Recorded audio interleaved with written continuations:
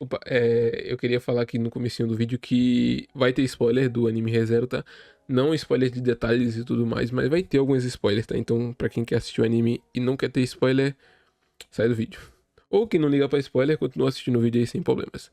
Valeu.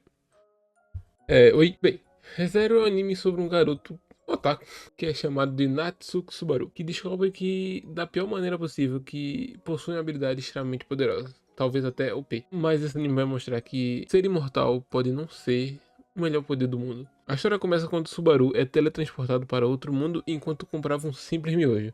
Sem entender nada, ele reage como qualquer otaku reagiria. Super animado, achando que vai ganhar poderes incríveis. Ele até tenta lançar uma bola de fogo, mas não deu muito certo. Após alguns eventos, ele conhece Emilia, a protagonista dessa história. Não a protagonista, mas a heroína e o par romântico do Subaru, obviamente. Uma garota que teve um brasão roubado e o Subaru, obviamente, decide ajudá-la. No entanto, o final dessa missão não segue o rumo que eles acharam que ia seguir. Emília, o Subaru e outros personagens que vão ser explorados um pouquinho mais à frente são brutalmente assassinados, mas surpreendentemente, o Subaru não permanece morto. Ele retorna ao ponto anterior, que é praticamente o lugar que ele foi teletransportado. Um fenômeno que ele chama de retorno através da morte. Vale falar que o Subaru percebe que, embora possa voltar no tempo, isso não impede dele ver todas as pessoas que ele pouco conheceu, mesmo por aquele pouco período de tempo, morrerem repetidamente. Isso acontece algumas vezes e ele até morre uma vez para um grupo de ladrões que ele acha num beco aí aleatório. E esse ciclo começa a afetar profundamente a mente do Subaru, causando medo e desespero, tantas vezes que até deixa ele catatônico, e aumenta ao decorrer da história. As mortes do Subaru vão ficando cada vez piores. Subaru é forçado a reviver os piores momentos várias vezes, o que deixa ele mentalmente esgotado. Em alguns momentos ele chega a ficar catatônico num estado num estado vegetativo. Já teve vezes que ele morreu, ficou assim e não conseguiu fazer mais nada porque ele simplesmente morreu de novo do mesmo jeito.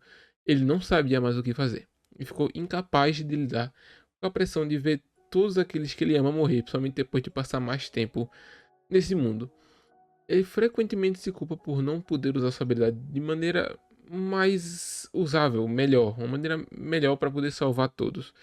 Ainda assim, o anime mostra que, mesmo que não possamos mudar o passado, podemos aprender com ele. Embora o Subaru possa voltar no tempo, nós na vida real não podemos, não temos essa oportunidade, mas temos a oportunidade de aprender com as nossas falhas e tomar decisões melhores no futuro, baseado nas experiências, assim como o Subaru faz no anime, e sempre que ele morre e volta, ele pega as informações que ele conseguiu e tenta melhorar. Além disso, nosso protagonista mostra que às vezes é preciso fazer sacrifícios. No caso do Subaru, é um pouco diferente. Não sacrifica exatamente materiais ou pessoas, mas ele sacrifica a sua saúde mental, que vai se acabando ao longo das vezes. E ele sempre precisa de alguém para ajudar ele, como a Ren, que é uma das melhores personagens desse anime. É sério, todo mundo já conhece essa personagem, né? Obviamente todo mundo conhece.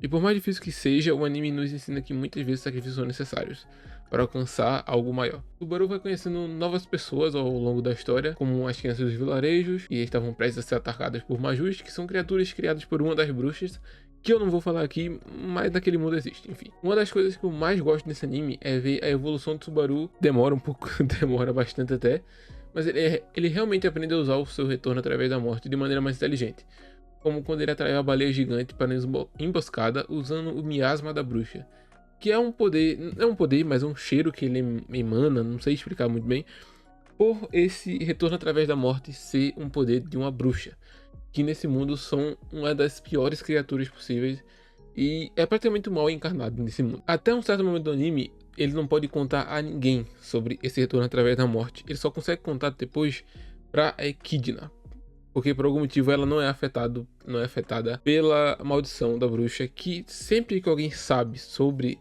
o poder do Subaru, a bruxa literalmente estoura o coração dessa outra pessoa. E ele não sabia disso por um tempo. E em uma das mortes que mais traumatiza ele foi quando ele tentou contar para Emília sobre a habilidade e o pior aconteceu. A Emília morreu e isso acabou com ele. E a partir desse momento ele descobriu que ele não podia falar pra ninguém sobre essa habilidade que ele tinha. Agora, claro, essa obra não é perfeita, mas eu gosto muito dela. Ela tem seus erros.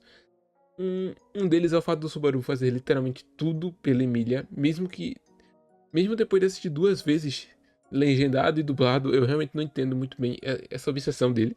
Eu não consegui, foi mal, eu não consigo, tanto que minha personagem favorita não é a Emília.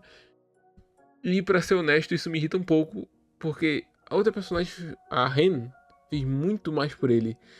Mas tudo bem, isso aí não vai me fazer odiar o anime nem parar de assistir, porque eu gosto muito dessa obra. No geral, eu gosto muito de ver como o Subaru volta ao ponto de partida para resolver os seus problemas e acaba descobrindo mais sobre esse mundo e sobre os seres que habitam nele. E agora que lançou a terceira temporada, eu quero muito saber como vai ser a introdução de outros bispos do pecado, que é outra coisa que vai vir, que também são muito legais nesse anime, tanto que apareceu alguns na primeira e na segunda temporada.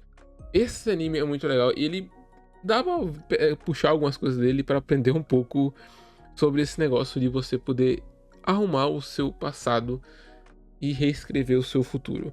Não do jeito do Subaru, obviamente, mas ainda assim dá pra puxar umas coisas legais dele e eu recomendo muito que vocês assistam, tá?